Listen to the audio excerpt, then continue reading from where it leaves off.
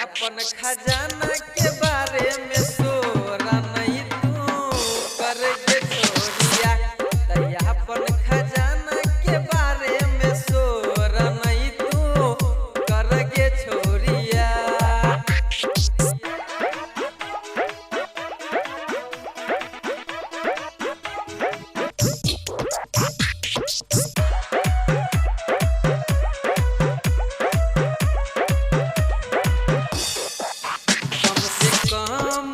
अपना ढोरी के कपड़ा से तो पति मन होइया जे न चुंबक हम तोरा संगे सकती।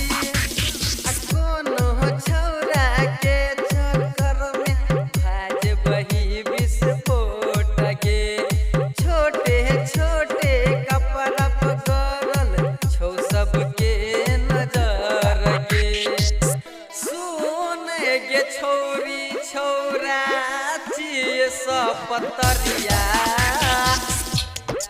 अपन खजाना के बारे में सोरा नहीं तू कर गे छोरिया।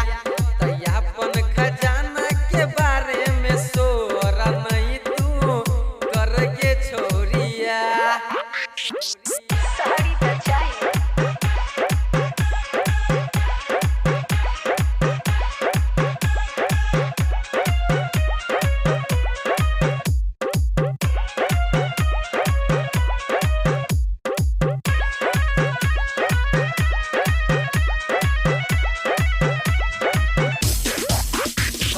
मैं